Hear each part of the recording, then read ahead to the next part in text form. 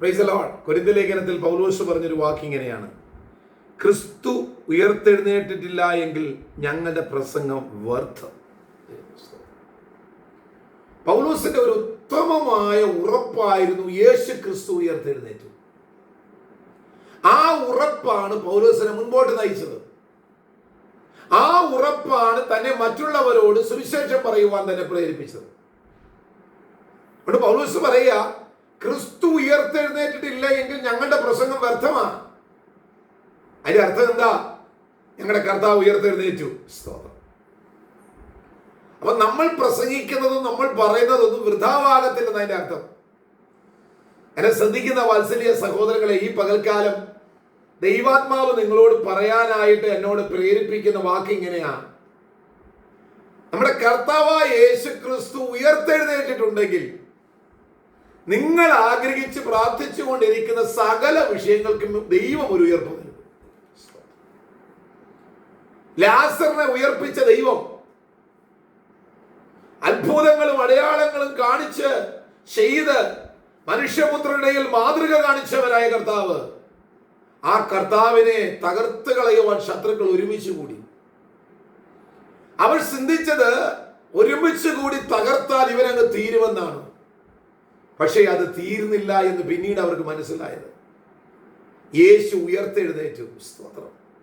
അങ്ങനെയെങ്കിൽ ഈ നാളുകളിൽ നമ്മുടെ ഉള്ളിലുള്ള വിശ്വാസം ഉറപ്പുള്ളതാണെങ്കിൽ ധൈര്യത്തോടെ നിങ്ങൾ വിശ്വസിച്ച് നിങ്ങൾ പ്രാർത്ഥിച്ചുകൊണ്ടിരിക്കുന്ന, നിങ്ങൾ ദൈവസന്നിധിയിൽ ആഗ്രഹിച്ച് പ്രാർത്ഥിച്ചുകൊണ്ടിരിക്കുന്ന ഓരോ വിഷയത്തിനും ദൈവം ഒരു ഉയർപ്പ് നൽകാൻ പോകുകയാണ്.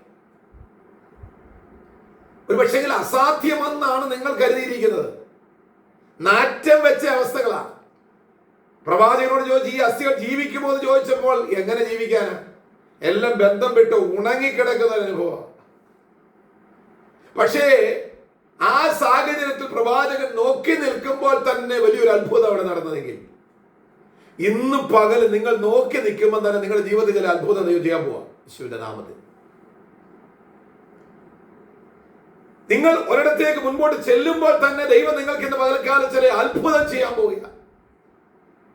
നിങ്ങൾ പ്രാർത്ഥിച്ച് കുഴഞ്ഞു പോയ ചില വിഷയത്തിന്മേൽ, തളർന്നു പോയ ചില വിഷയത്തിന്മേൽ, നിരാശയിലേക്ക് പോയ വിഷയത്തിന്മേൽ എന്റെ ദൈവം പ്രവർത്തിക്കാൻ പോവുക. സഹോദരങ്ങളെ, ഒന്ന് വിശ്വസിച്ചാട്ട്, ഒന്ന് ധൈര്യപ്പെട്ടാട്ട്. കർത്താവിന്റെ കൃപ കൂടെയുണ്ട്. ഈ പകൽക്കാലം പൗലോസ് പറഞ്ഞ പോലെ നമുക്ക് പറയാം, ഞങ്ങളുടെ കർത്താവ് ഉയർത്തെഴുന്നേറ്റത് കൊണ്ട് ഞാൻ പ്രാർത്ഥിക്കുന്ന സകല വിഷയത്തിന്മേലും എന്റെ കർത്താവ് എനിക്കൊരു ഉയർപ്പ് നൽകും. അർത്ഥാൽ ദൈവം എനിക്ക് മറുപടി നൽകും. അതെ, യാചിപ്പീൻ എന്നാൽ നിങ്ങൾക്ക് കിട്ടും, അന്വേഷിപ്പീൻ എന്നാൽ കണ്ടെത്തും, മുട്ടുവീൻ തുറക്കപ്പെടും. നമ്മൾ മുട്ട് യാചിക്ക്, തുറക്കാൻ ദൈവം ശക്തനായി നമ്മുടെ കൂടെയുണ്ട്. ഇന്ന് പകൽക്കാലത്തിലെ വഴികൾ തുറക്കും, നിങ്ങളെ ഉയർപ്പിലേക്ക് കൊണ്ടുവരും. കാരണം നമ്മുടെ കർത്താവ് ഉയർത്തെഴുന്നേറ്റ കർത്താവാണ്. നമ്മുടെ പ്രത്യാശയ്ക്ക് ഭംഗമില്ല.